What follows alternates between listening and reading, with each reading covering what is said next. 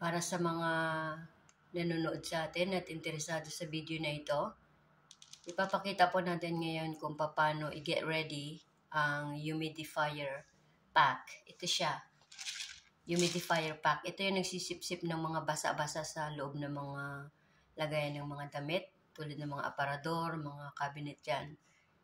So ito ang pinakamabisang paraan para makatipid sa pagbili ng humidifier machine. So meron lang tayong humidifier pack at isa ito sa medyo mamahalin na humidifier pack na mabibili sa kung saang shop. Okay, so ito siya. Mabibili mo ito sa isang pack na malaki. Siguro mga apat na ganito. So tinanggal ko na siya. So ito siya ay meron siyang balot at ito ay kailangan natin tanggalin. Yan, supot.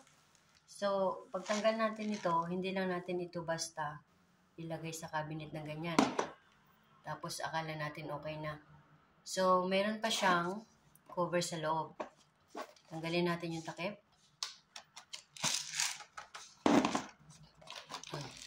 Yan siya. Yan. So pagtanggal natin ng takip, makikita natin meron siyang plastic.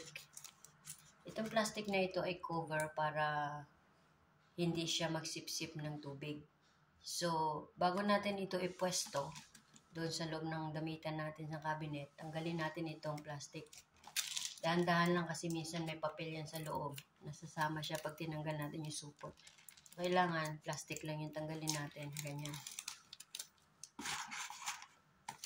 So, pag tinanggal mo na yung supot, ay yung plastic na yan, means to say, ready na ito mag-absorb ng tubig sa loob ng mga damitan nyo. Ito din siya, pwede rin itong gamitin nating refill. Ayan o. So, nakapasok siya dito. So, ito, meron lang din nabibili na ganito siya. Meron nabibili na ganito lang siya. Tapos, kung meron kayong ganito sa bahay, pwede nyo lang gamitin uli. Bibili kayo ng ganito, ipasok nyo dyan. Kapag puno na yung dati, at takpan. So, sabi ko nga, bago natin pwesto ito siya sa loob ng cabinet, tinanggal na natin yung plastic dito para ito ready na mag-absorb ng mga basa.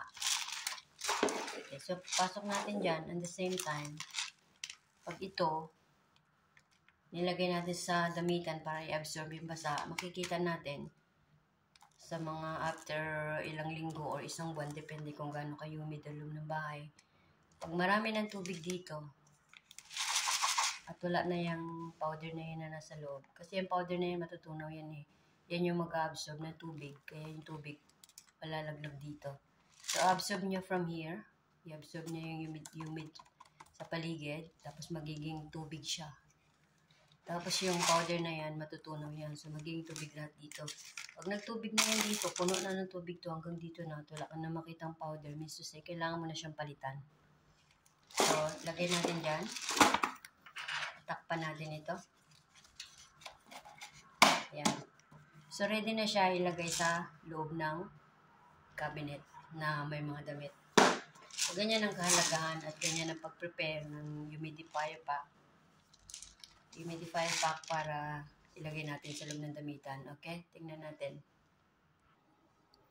So, dito natin siya ngayon ilagay sa ilalim ng damitan. So, may mga damit dyan. Ay, ready na yan. Ganyan ang paggamit natin. At sarado na natin ito. Ayan.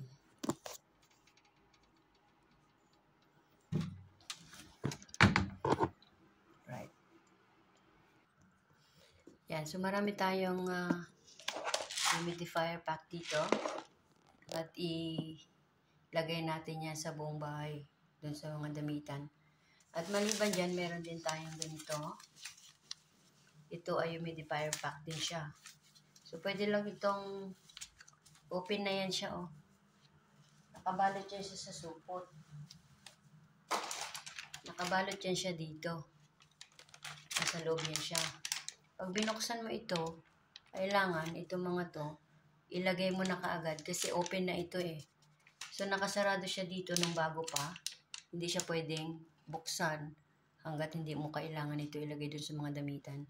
So, tinanggal na natin siya. Ito, ready na ito. Wala ka nang tatanggalin dito na plastic. Ready na yan. Lagay mo na lang ito sa mga gilid-gilid na mga damitan mo doon. Kaya isa siya. Ayan o. Dehumidifying bags. Yan. So, maraming mga ganitong klase. Yung iba may mga bilog-bilog. Malalaking bilog-bilog. Ito medyo powdery. So, kapag ito ay nag-absorb from here ng humid sa loob ng bahay, magiging jelly ito. Itong powder na nasa loob, magiging jelly. Hindi siya tubig, jelly siya. Jelly ang labas niya. So, pag nakita nyo jelly na siya, palitan nyo na ng bago kasi wala na yun. Right. So, ito yung ating may share sa ngayon about kung paano gamitin ang humidifier sa loob ng bahay. At ganun din ito kung paano siya i-prepare. So, hindi lang basta ilagay. Buksan itong pink at tanggalin yung supot doon na nakakover dito. Kasi, means to say, sarado pa yun. So, tanggalin mo yung plastic at itong puti na ito na papel, yan na siya. Ready na siya para mag-absorb. Okay, so, salamat sa panonood at sana magustuhan nyo. At naituro ko sa inyo yung mga bagay na medyo hindi nyo pa ganong alam. Lalo na yung mga bagong trabaho sa ganitong sa loob ng bahay at kailangan nilang mag-prepare nito. So, dito lang malalaman na natin kung paano. Okay, have a nice day everyone. Thank you for watching.